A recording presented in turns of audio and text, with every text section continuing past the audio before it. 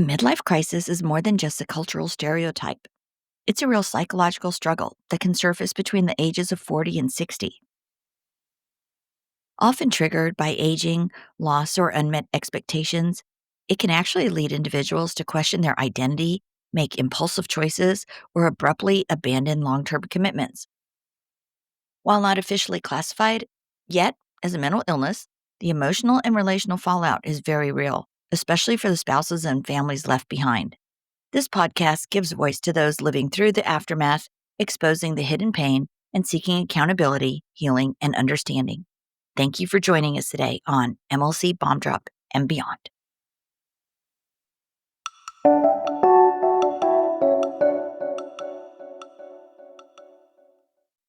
Hey, Bomb Squad, this is Trina. Thanks so much for joining me today. Today, we're going to speak with Dr. Lee Baucom. Dr. Lee is a thriveologist studying and teaching how to thrive in life. As a coach and consultant, Dr. Baucom helps individuals and organizations move beyond just survival mode on the path to thriving. He's also the author of several books, including Thrive Principles and The Immutable Laws of Living. Dr. Baucom is a 30-year veteran of marriage therapy and relationship coaching. His training has been in marriage and family therapy. He has earned 2 master's degrees and a PhD in this area. He's also completed specialty training in community building, and he's a personal and life coach as well. From the beginning, Dr. Lee was committed to making relationships work. It is his contention that most relationships are salvageable and that many just take the easy way out, rather than finding a workable solution that preserves the relationship, leaving the relationship healthy and individuals happy. Dr. Lee is a notable figure in the field of relationship and marriage work, particularly known for his approach to helping couples facing serious marital challenges, including midlife crisis. His contributions are primarily focused on unconventional, solution-based methods for saving marriages, especially when one partner is resistant or not fully committed to the process. Some of his key ideas and contributions that you're going to hear about today is first off, Save the Marriage System, a comprehensive system designed for couples in crisis. This program focuses on helping couples repair their marriages by understanding the deeper emotional and psychological dynamics at play. And Dr. Lee emphasizes that one partner can begin the process of change and lead the marriage toward healing. And this is a key differentiation in his work. He's also got a focus on mindset and responsibility, and that is the idea that changing the way individuals think about their marriage can have a profound impact. He teaches couples to move away from a mindset of blame and resentment toward one of understanding and personal responsibility. His approach often encourages couples to focus on what they can control, such as their own behavior, their attitudes, and emotional responses, rather than trying to change their partner. You're going to hear that Dr. Lee also emphasizes the importance of self-empowerment within relationships. He believes that by shifting from a position of fear or neediness to one instead of strength and confidence, partners can foster a healthier dynamic. This empowerment allows individuals to act from a place of security rather than desperation, which can be totally transformative for the relationship. And finally, one of Dr. Lee's core beliefs is that marriage is a journey of personal and relational growth. He encourages couples to view challenges as opportunities to deepen their connection and evolve as individuals. This growth-centered view helps couples move past immediate crisis and focus on the long-term development of their relationship. Dr. Lee also has an app out. You can access it via the website unpauseyourmarriage.com. Again, that's unpause, like UNPAUSE, unpause. So unpauseyourmarriage.com. He's also the author of several books that we're going to touch upon during our time today.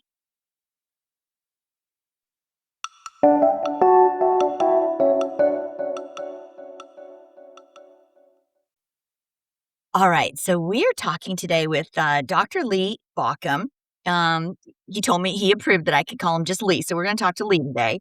And I'm gonna start with, one question I have with Lee is he's gonna talk about pause button. What is the pause button in a marriage?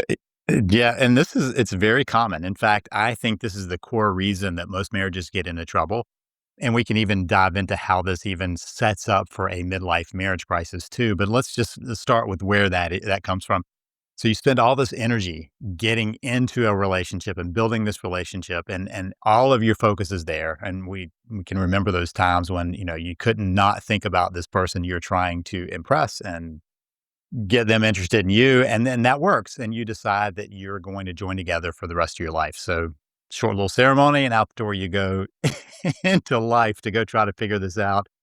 And then you get back to where you say, okay, we've got this relationship. Now, this doesn't mean it happens the week after the honeymoon or a month or any, but there's a point somewhere in the early stages of a relationship and you say, we've got to get back to, and it may be the parenting thing, we're going to start raising our kids. I've got to get this far in my career. So I feel good. Or I've got to tend to something, I've got these hobbies, I've got friends, I've got whatever. So we'll get back to us at some point in the future and we hit the pause button. And that pause button, always with the intention of unpausing it, gets us into habits of disconnection. And that's the root of the problem. So the pause button, we think we're putting the relationship into suspended animation. That doesn't work except for in science fiction. So you're either doing one of two things in a relationship. You're either growing and expanding it or you're shrinking and killing it. And the pause button, shrinking and killing. And so with the best of intentions, you get into these habits of disconnection, which is why my core belief is that marriages get in trouble from disconnection, not from miscommunication, not from a lot of the things that are these symptoms, but from that disconnection. Yeah, that makes total sense. Okay. And, would you wanna give us, like, 3 tips to avoid the pause button? Or Well, if so somebody's in a pause button, they're like, "You know what? We are raising our kids." I think a lot of folks these days do, they try to do weekly date night. I mean, I look back on my marriage, we often did the date nights, little trips, all kinds of stuff. I didn't really feel like we had hit a pause button, but, that's how I felt. But, you know Well, and that's sometimes people think that this is kind of the phase of life. I hear Mhm, that very often. People will realize they're in a problem because the spouse is kind of off. They're out the door in some way, mentally or actually out the door, or they just go, this isn't where it needs to be." And so I often have people come to me and say, I just thought this was a phase that we would get through this, that we would get moving forward, and so a lot of times. People don't recognize they've done it until the damage is done. In fact, nobody sets out to do that. I have yet to talk with somebody before they get married that are like, I'm hoping that we can build towards disaster. I hope we can make it to divorce. Everybody thinks they've beaten the odds, and some people do. But generally, our attention gets focused somewhere else, and that starts to rack up the damage. One of the things I often hear from people is that they're saying, we've got to do date night. We've got to do these romantic getaways. We've got to do these big things. And the problem is they've had so much disconnection that they don't have enough connection anymore to make that comfortable. mhm. And so I'll watch the spouse say to me, "Don't you think we should do date night?" And I see the other spouse kind of wide eyed going, "Ah." And I know the problem. They're thinking the pressure that goes onto that. Now it's a big event. Sure, they used to date, but now it's a big event, and I'm going to have to get dressed up, and I'm going to have to figure out what to talk about, and all these things go through their mind because the connection isn't there. If you're connected, hey, we get to go to this cool restaurant and dress up and have just ourselves, but not in a disconnected relationship, which also means that romantic getaway is overwhelming. The marriage intensives that are those weekends, overwhelming. There are a lot of things that get to be overwhelming simply because the level of connection you need to want to be there and comfortable with that are no longer there. So you feel awkward. Mhm. How would somebody know if their spouse is, getting the deer in the headlights when they say, "Hey, let's have a marriage intensive," or "Let's go away for a weekend." You're all excited about it, you got your lingerie all booked, but your spouse is thinking, Yeah. "Oh god." Yeah, what are there some signs that folks should know about? So, those all those things can work when you feel like there's connection. Where I would say the first sign is if you think this is the path to recovery, right? You think this is going to save things, that you're going to get back on track with something like that. It's just too much. It's kind of like saying, you know what? I've been sitting in that easy recliner for years now. I think I'll go run a marathon. Mhm. You're expecting too much from your body. You haven't gotten there. So if you're running on a regular basis, doing a marathon may not be a big deal. But if you're if you've been in the recliner all those years, you're not ready to do that. And so that's the beginning point I would question. Are you doing this to try to force something to get started? Or are you doing this because it's something you both are going, hey, we need to do this. This would be fun, right? This is Yeah. something we both are a part of. Whenever one person is feeling like they need to get their spouse to do that, it's almost always a sign that the spouse in some way is going to be headlights. Yes, that's for sure.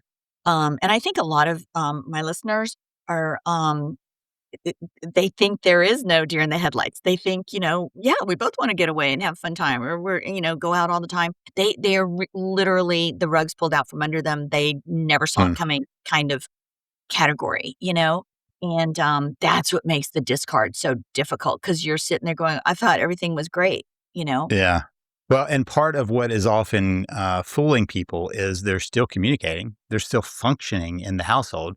They're just not connecting. And so their communication tends to be reporting to each other. They talk about what the schedule is going to be like, and maybe they get a financial update and they talk about the maintenance that needs to happen in the house, things like that. But what they're not talking about is what's important to them. And honestly, to the midlife crisis piece is one of the places that I see it when people are no longer clear with even with themselves of what is bringing them meaning, they're headed towards that. Ah, okay. Alright. Do you ever see them before bomb drop? I often do, and sometimes right before. I mean that so many people are realizing something is seriously wrong when the Mm, bomb drop hits. They're in desperation mode, right? And they're looking for anything that would help. And that's a tough place. One of the things I always talk about is it's easier to help when your spouse is hopeless than when your spouse has established hope elsewhere. And I don't mean necessarily somebody, but mhm. outside of the marriage. They see I can build this cool life I've got wherever else, or doing whatever else, or with whomever else. And so all of those pieces are they built a hope in that, and that's harder when we don't have hope in the relationship. That's one thing. That's the hopelessness.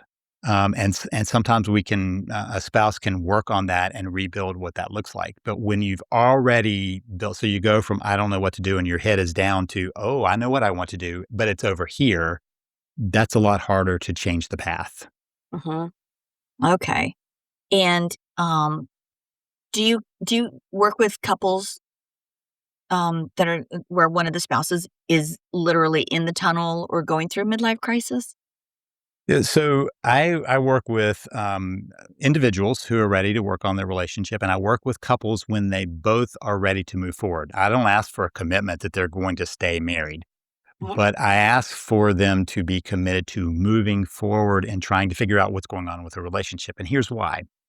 If you are not committed to that and you get dragged to therapy, to coaching, to an intensive or whatever, all you're doing is trying to make sure that you convince everybody involved that there is no chance that this is going to work out. So you double down on what you're already feeling. And so this is one of my concerns about therapy, one of the reasons I left the therapy world is because I saw that very often. A spouse would get pulled in. You can't do marital therapy without both people there. So you pull a spouse in, right? You kind of coerce them in.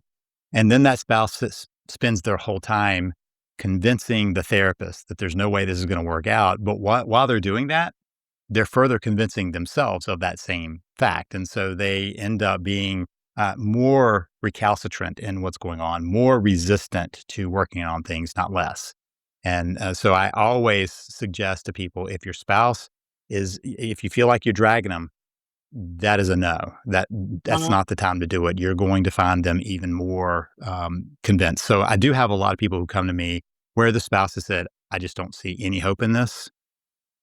And this is because many times, even when somebody says, "I don't see any hope," they're still not ready to really give up. They're not at 100%. And So, go ahead. who's likely to say, "I don't see any hope"? The spouse that wants to keep the relationship together or the spouse that is really ready to move on? Yeah, the I don't see any hope is always the spouse who's ready to move on. Okay. So I'm seeing the one who still has some hope, still has some wishes to work through this. And sometimes, I mean, so I have the Save the Marriage system. And so a lot of people will ask, do I always think that every marriage can be saved? And the answer is absolutely not. That is not my intention. My intention is to provide the skills and the tools for people who want to try, to want to work on that. And one of the reasons I think that's important is because one of the haunters of our lives is regret, feeling like we didn't do what we should have done to try. And so I want to make sure that people walk away going, I did my best. I tried my best. I can feel good about that rather than to be haunted by that feeling. Mhm. So at a premium, kind of our optimal goal is let's restore the relationship and get it back to the loving, connected one that you thought you had. Minimal goal is to be able to look in the mirror and go, I did everything I could. And now it's time for me to heal from that, to move on from that.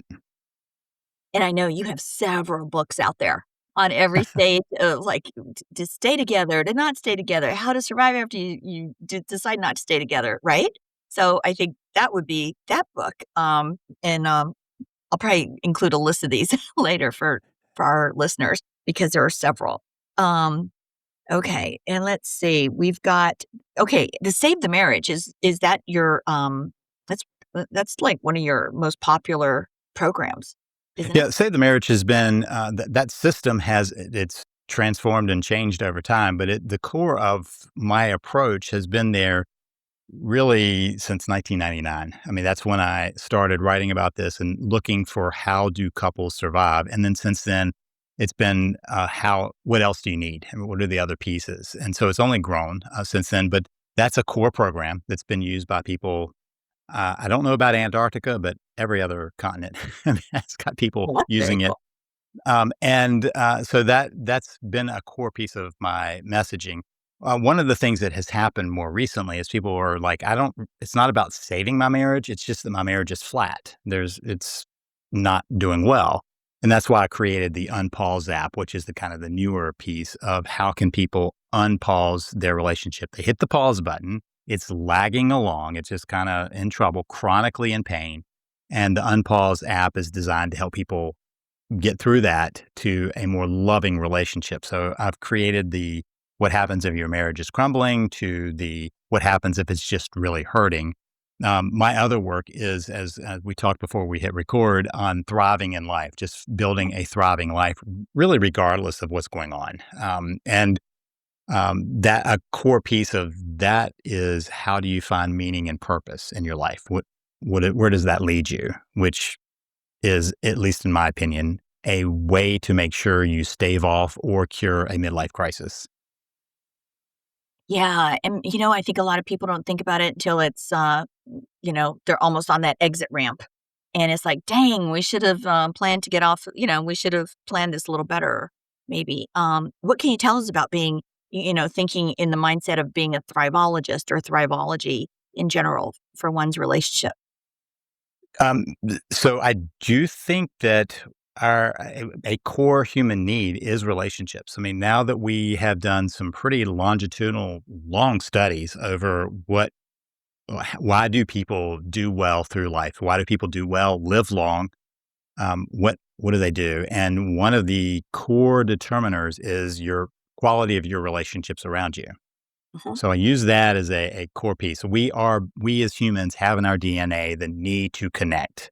There's not another species that it takes 18 years to get the baby to ready to launch into the world because humans do so much of learning by connection. We're in relationship in the family unit. And so relationships are deeply needed by us in order to thrive, to be healthy, to live long, good lives. And that's also where we pull in that meaning and purpose. I don't think it's very easy to, as an individual, devoid of relationships, to find that. It's in the process of relating. At the beginning of my career, I was a chaplain. And when people were at the end of their lives, I noticed they never told me that they wish they'd spent more time in the office or that they'd made more money or that anything other than I wish I had done more for my relationships. And or they would say I really did that. That was the two camps. I regret the relationships I didn't take care of, or I'm proud of the relationships that I built. That's all I heard about. So that tells me that when people are faced with that point, they recognize the importance of that. So I just back that up. And how do we do that throughout our lives so that we honor that always? And so a core piece for me is that importance. But thriving in life has more than that. I think I lay out different principles of thriving. For instance, can we forgive? Mhm. Do we find ways of letting go of things that have hurt us? That's The an title of important one of your skill. books. It is the forgive process. And That's right. the reason is I wrote this book on the Thrive principles, and I just started listening. When people would read it, they would like, I love that, but, and the but always gave me some clues on what comes next. And so then I wrote about why those Thrive principles don't work. That's we talk about the life axioms. What are those different? The immutable laws of living are based on the fact that we violate axioms. For instance, if I want to go swimming in a river, it's going to be a lot easier for me to go swim with the current than against the current. I mean, that's an axiom, right? And we apply that in our own life and in different ways. That was because people were like, I don't know how to get this Thrive principle thing going. And one of the things they kept saying is, I don't know how to let go of these things, to forgive these things. So I wrote a book on the forgive process that is invitational. It's not very helpful when somebody says, you have to forgive that. It is very helpful to find ways to forgive and not be held by that. True in relationships and as true as individuals. When we carry that around, it just weights us down. So that book gives you a step by step process in order to find true forgiveness. And so that fits for relationships, but it also fits for our individual well being. Hmm. That sounds pretty good. Okay, one question. I want to go back to connections because Sure. avoidant, and like a lot of times in MLC, we discover that we're with somebody who is an avoidant personality, and they've been wearing a mask, and a lot of us feel like, oh, maybe you could sort of sense your intuition tells you that maybe you're not connecting fully, um, and it's true, you're not connecting fully. So that, and we realize the value of how important connection is, like genuine, real connection. But the avoidant personalities tend to be more surface connection, Hmm. and they're the ones that tend to more go into the, you know, crisis identity issue. Yeah, and so avoidant personality actions, the way people carry that out is for a reason. I mean, I don't know. I've had enough people come into my office who are exhibiting avoidant behavior to know that they don't want to do that. Mm, They just don't know what to do with it because they're afraid of something. And so part of what I recognize is that the fear is what drives those. When we are in fear, we um, do that anxious kind of attachment stuff. That's what drives that. And mm, that goes all the way back to the research on children and how they do their attachment styles with the mother, which is where the original research was. right. What we know is, though, that there are skills that people can learn on how to manage their fear, how to manage their anxiety. So they don't have to do that. The problem is you can't tell somebody not to do that. They have to decide they don't want to do that in order for them to move forward. But you can be invitational. So, one of the ways that a spouse of somebody who's avoidant can make sure that that stays in place is to try to chase them down rather than trying to invite them in. Chasing them down makes them feel more out of control and more fearful, and therefore you get more avoidance. So how would they invite them to be less avoidant? You're actually inviting them to be more connected. And how And okay. so let's kind of go with a few. We'll just kind of put a few things we've already talked about. So if somebody feels fearful of being vulnerable, which is the heart of what we're talking about, that's why people are avoidant. They don't want to be vulnerable because they have bad experiences with being vulnerable. So if we suddenly go, okay, so we need to go away and talk about ourselves, talk with each other. So that we're back to that date night, that weekend. That is overwhelming to somebody who's already not wanting to be vulnerable. If you add that into the fact that the relationship is disconnected, so I don't have the built in trust with this person, that feels even more scary. And so starting with small places where you can take in that where they are, that anxiety and let it be and still find a way of having some conversations with them. So there are three levels of connection.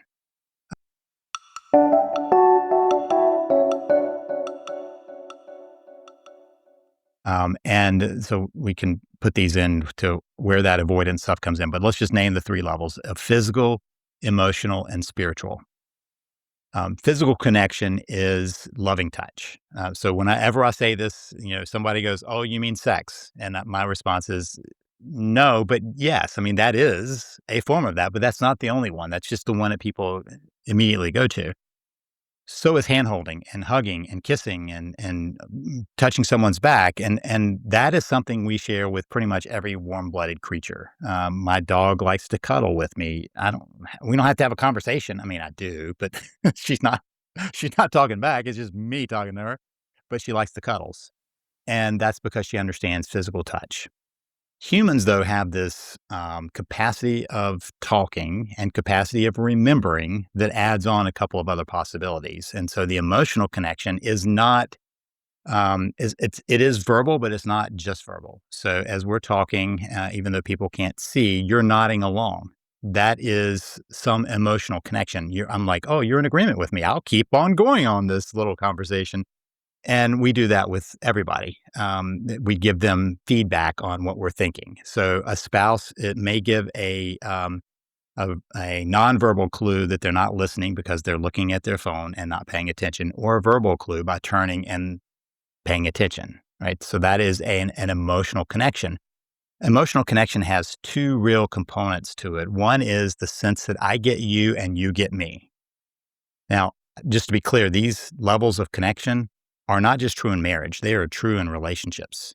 We do this with our kids, we do it with our friends, we do it with coworkers. It's just the level of this changes and what we're willing to invest in it. So, emotional connection, one is I get you, you get me. The other is I support you, you support me.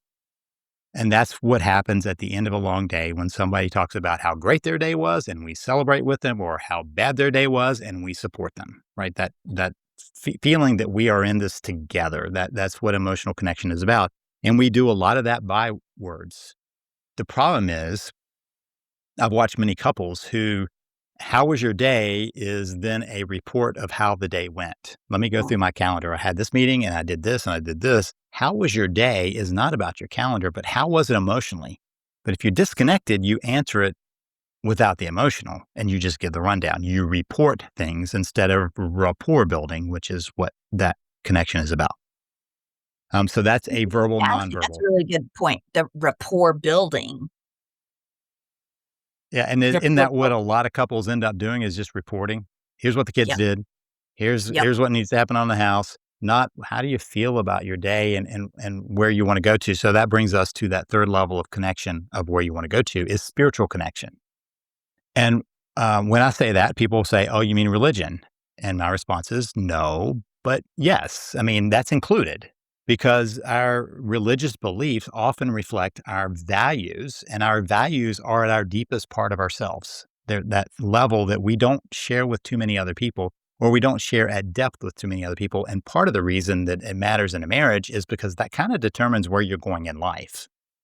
And so these conversations matter more. I can tell a friend of mine about, what I value most, but they go to their house and do their life, and I go to my house and do my life, and it doesn't matter. But where I want to get to in life overall, that matters in our marriage. My wife and I need to have some conversations about where we want to get to.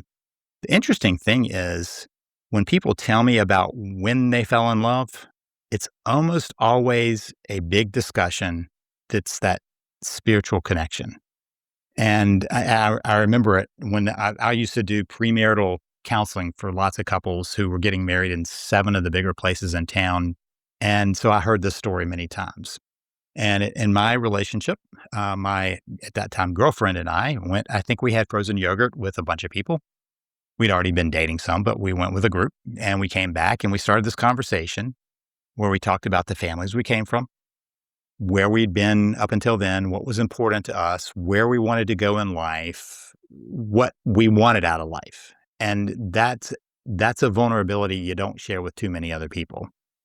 So many people would tell me the same story of the moment they knew this was the person for them. And it's because they connected to that spiritual connection. And the interesting thing is, that's one of the first conversations that's out the door for couples. They no longer talk. They talk about how was your day, and maybe they even talk some of the tough points of the day, but they're not continually talking about where do we want to get to? What's now important to me? What's changing in my outlook in life and my core values? So that deepest level is not shared between them anymore. And yet that is one fully a verbal level. I mean, the only way you do that is by talking or maybe writing a letter, but it's still verbal. I mean, it's still words. And second, it is determinant on the direction of the relationship. What are we going to do? If I say, I've always wanted to X, and my wife is going, I don't ever want to do that, but it's like a core thing for me, and we haven't had any conversations, and that's suddenly put out there, we're in trouble. We now have to, one of us is going to have to make a shift. But if couples have been keeping each other up to date on how that is changing, you have a chance of kind of figuring out how that path leads. And that's a big difference. Yeah, that's a huge difference. Yeah, and, I look back on my personal situation, and it always bothered me that my husband never wanted to talk about the future and like, Mm. "Well, where do you see yourself in 5 years, 10 years?" Never. I never got an answer.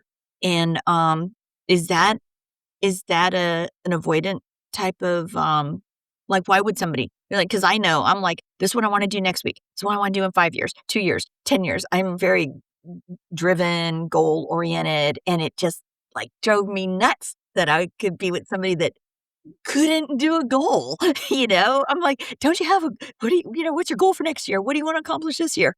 Yeah. Crickets. And Yeah. and, is that a red flag of sorts? Well, there are, let's put it as a definite possibility. This is a red flag, right? Yeah. It's definitely possible that that could tell you something.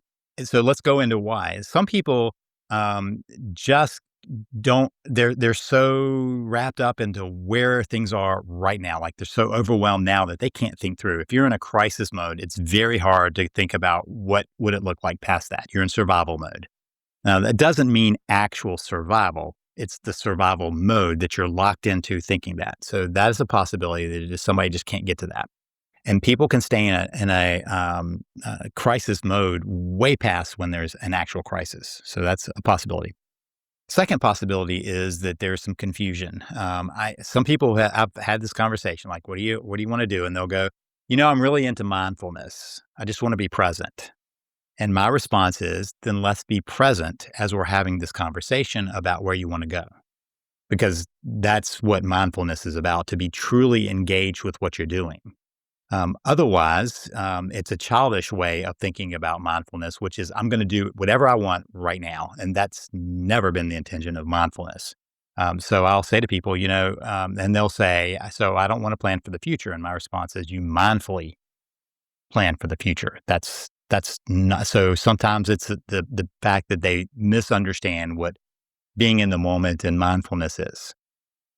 A third possibility is they just are not willing to be vulnerable. They're not willing to share that because they don't know what you would do with it. They don't want to be laughed at. They don't think it's a good plan, but it's what they want to do. I mean, there are lots of possibilities in there, but we're back to that vulnerability. I'm not going to share. That is a red flag. I'm not going to share is I'm already pulling myself out of the relationship as opposed to I'm in crisis mode. I don't know what to do. Or I've made a confusing belief that I need to just be, in the present moment. Those two, that's a different piece. That's a more of a let's deal with the crisis mode, or let's deal with what mindfulness really is. The I will not be vulnerable with you. That's a different question. That's the red flag.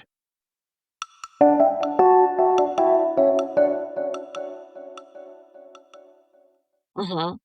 How do you know if somebody's being fully vulnerable with you versus wearing a mask? Well, we all are wearing a mask. So the fact is that it's the level of masking that we do. There's always a part of us that we're keeping hidden.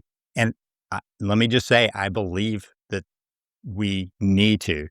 Our brain, our mind cooks up some thoughts that really don't need to see the light of day. And we even think through them. We'll have a thought and we'll go, I don't really go that. But that's what our brain does. It's just background noise. And so it's the level of vulnerability we're willing to do. I'll take it one step further. There are lots of things that I don't even recognize about myself, but you might see them, or my wife particularly might see them. I just don't see them. There's a hidden part even from myself. That's a mask, and so it's not so much whether there's a mask or not, but what that mask is doing.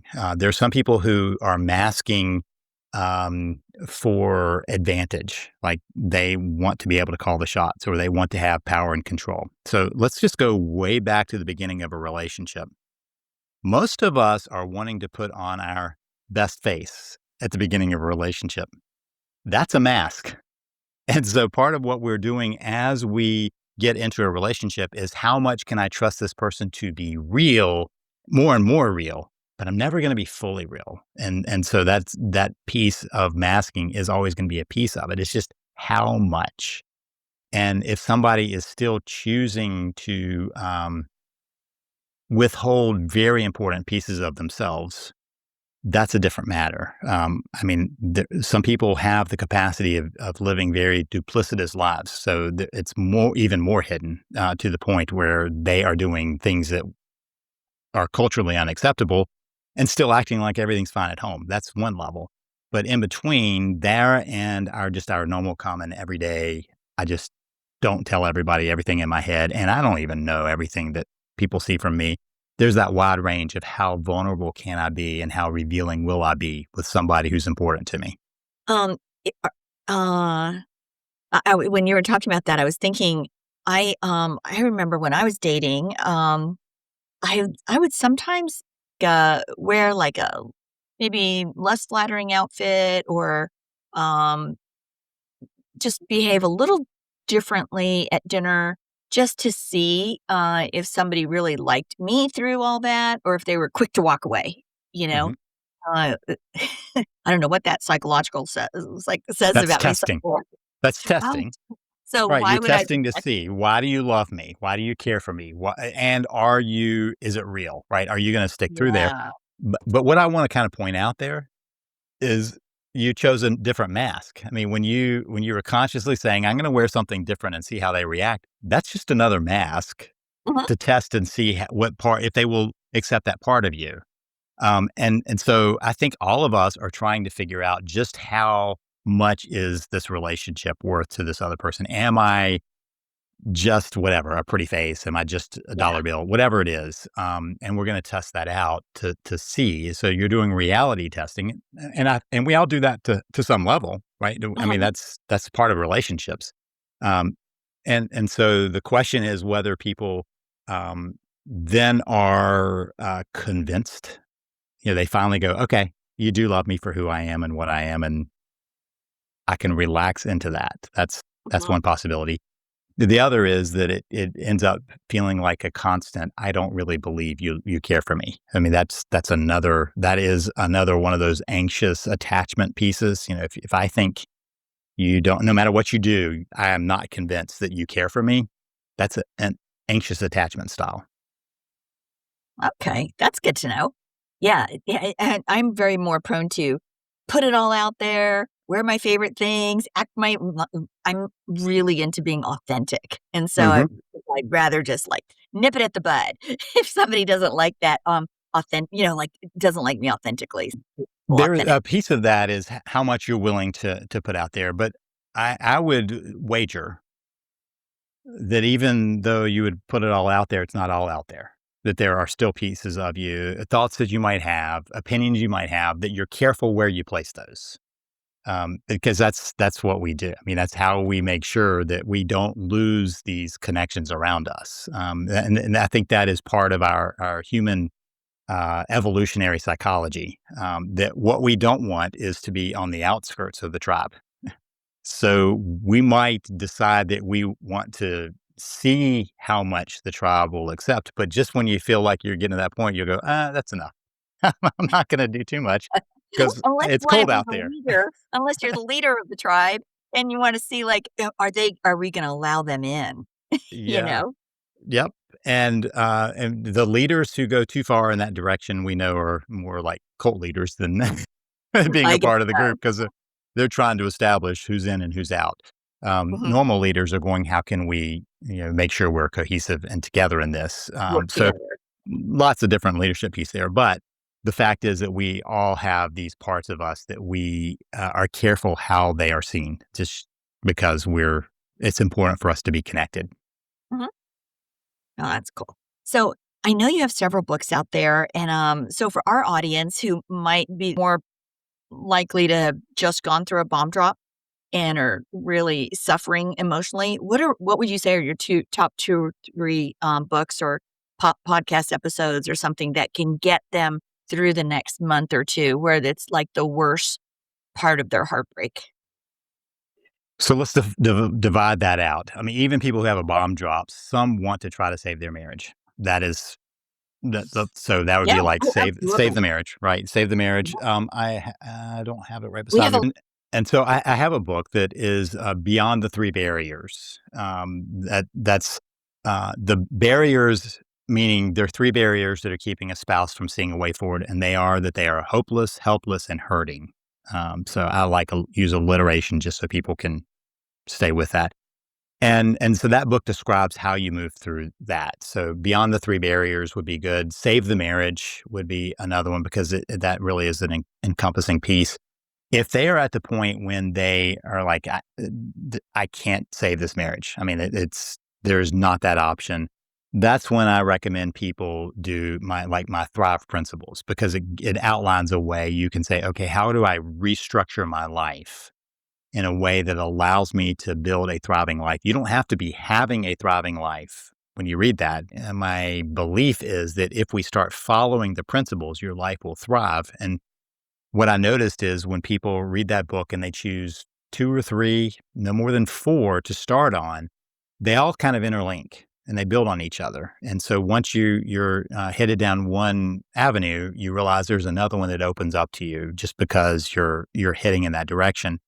And that's the one where you say, you know what, I'm not going to be stuck in the pain of this. I'm going to move beyond it. There's more to me than this crisis. And that's one of probably the core beliefs that I carried with me after studying resilience is that it's not whether we have a crisis. That's being human. You're going to have a crisis. It's how we respond after that and what we take from that crisis. Do we learn from that? The old resilience studies were how do you get back to ground level? Something happens and knocks you down. How do you get back to ground level? My watching that was like, that's not enough because when you take on that crisis, it taught you something, right? If I want to grow bigger muscles, I lift heavy things. oh, that's Um, that yeah. So resilience research was always about how do you get back to ground level? Something happens to you, something bad knocks you down.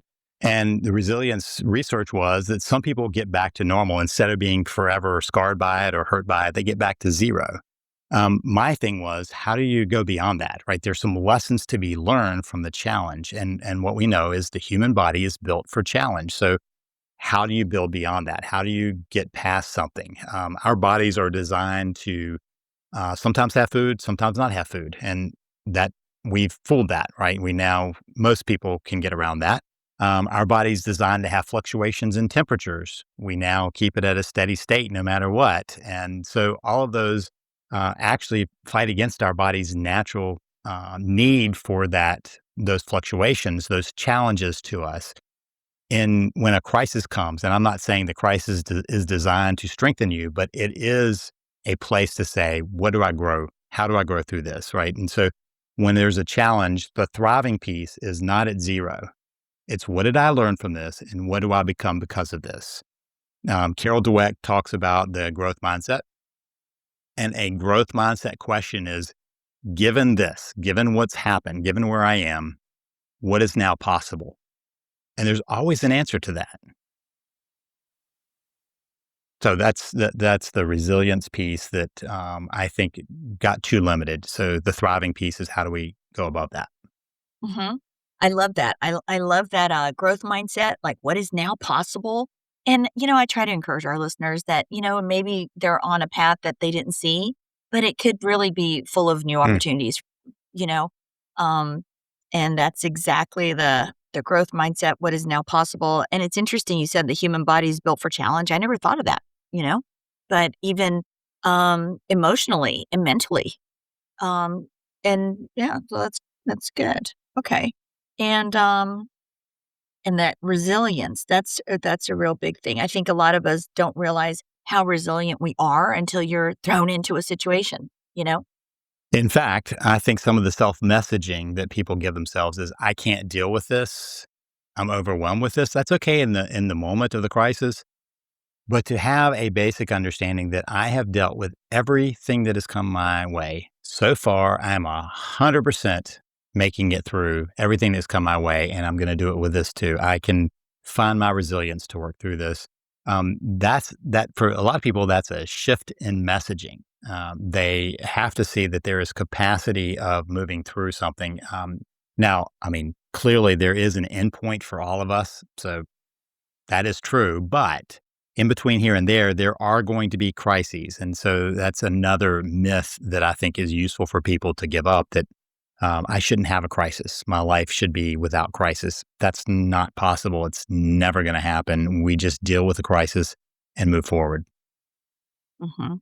And that's a good point too about the ones, I do know a lot of folks that are, in that mindset of, "Oh my god, I'm so easily overwhelmed," or something like that, and that's like, "Oh my," gotta get yourself out of that. You can't stay in there. Yeah. So So a way that people can change that is to say, up until now, I haven't had the strategies to make it through that. And so I felt overwhelmed, which is different than being overwhelmed. I felt overwhelmed. Mhm. I just to draw attention to the fact when people say, I'm overwhelmed, I'm like, you're still going. You're actually not truly overwhelmed. It can feel that way, but I feel overwhelmed is very different. Now, what do I need to do to move through this? What do I need to do to take care of myself? What do I need to do to find the skills? That's a very different conversation, though, than I'm overwhelmed and I can't do anything.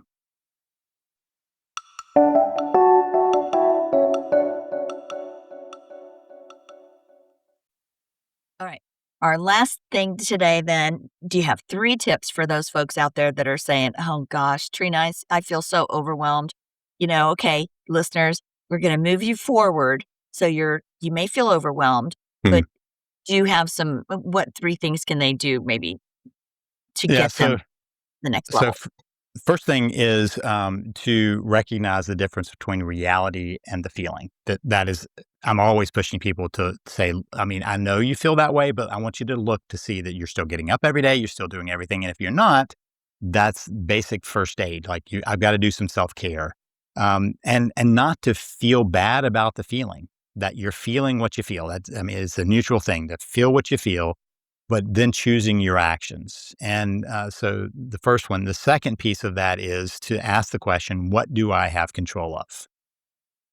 And what I've noticed is people spend a lot of time trying to control the things they can't control and far less time trying to control the things they can control. And the things they can't control is what do they aspire to?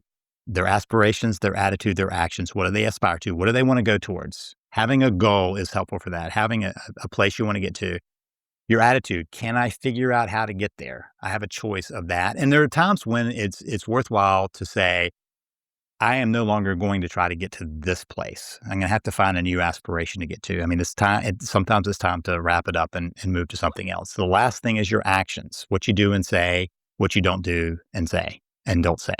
And that's it. That's all you have control over. And so then ask the question, so what am I trying to control here? Am I trying to control my aspiration, attitude, or action, or something else? If it's anything else, to accept that you cannot control that.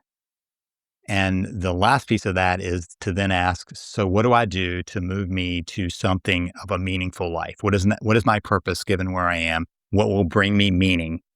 I would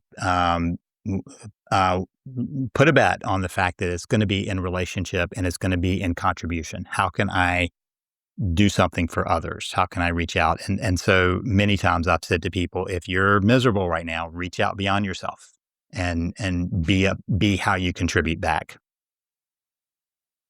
I love that. That is awesome. And I think all of our listeners have a way of giving back to others. And as a matter of fact, I often see it in our comments Mhm. on my multiple shows and things like that, where somebody might have, they'll tell their story and others will give them boosts and compliment them and remind them how strong they are. And that's great, because even if they're going through something rough, they, Support. people can all out there. And it's that It's a connection, connection. Yep. like you talked about in the beginning. Yep. And it's so great that the human connection is still out there. It's Yeah, for sure. thriving, really. Yeah, it's thriving, like our thriveologist today, right? Did I get that right? Thriveologist? Yes, I you're did. right. I can even spell it. So, all right. Thank you, Dr. Lee. Thank you Thank so you. much. And I'll remind everybody in my wrap up on some of those books because I think I don't know if I have the time. I wrote down so much, but I think especially the where's the title of the one that the Thrive Forward? What's the name of that book? So, Thrive Principle, that's the one is on thriving. Thrive Principles, there's different strategies for having a thriving life. If people are And feeling lost with a spouse, that's beyond the three barriers or Save the Marriage system. So Save the Marriage podcast.com would get you to my podcast, but Save the Marriage .com will get you to the site. And then if you look on Amazon, you can find all of my books at savethemarriage.com/books. So that's a shortcut. awesome. Okay. Fantastic. All right. Well, thank you very much. We will both go back to our dogs. And so just so the audience knows what I'm talking about, I have a golden doodle and a golden retriever, and Dr. Lee has a golden doodle as well. At Yes. least, do you have one, two more? How many do you have? One. No, we have one. Oh, Yeah. We awesome. had two, but we lost one. So we're just Oh, down I'm to one. sorry. Thanks. Oh, they're great. All right. Thank you so much. Thank And you. all right.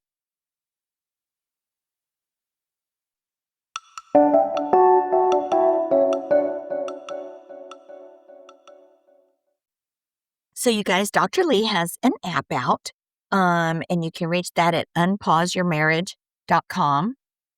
And then he also has 7 books that he has authored, and you can find these at on his website, leebaucom.com, and that's leebaucom.com.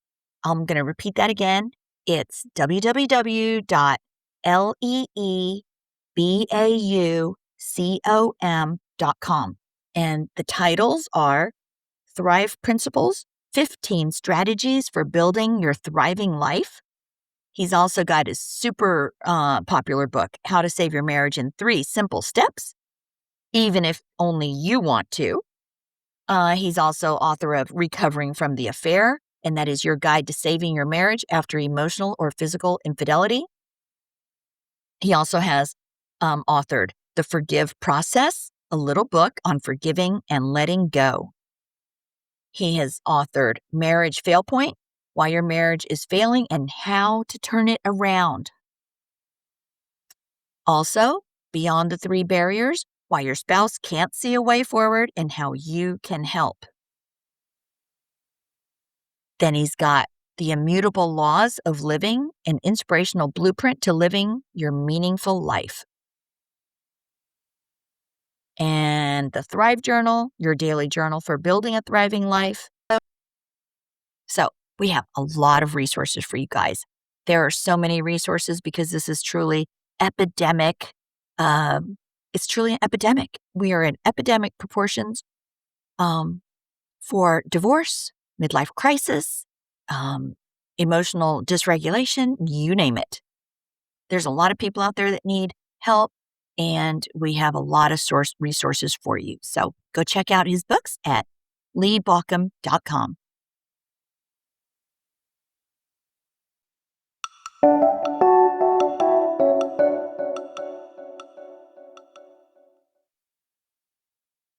Hey, if you have a story you'd like to share with our listeners, or if you'd like to be a guest on the show, please email mlcbombdrop@gmail.com.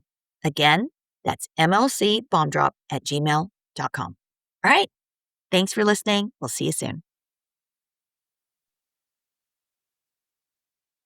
The stories and events discussed in this podcast are for informational and entertainment purposes only and should not be considered legal, medical, or professional advice. Any names, locations, or identifying details have been changed to protect privacy. Any similarities to actual persons, living or dead, or real events are purely coincidental. The information presented on this podcast is for informational purposes only and should not be considered as professional advice. Always consult with a qualified expert regarding any decisions related to your specific situation. The views expressed by guests are their own and do not necessarily reflect the opinions of the host or the podcast creators.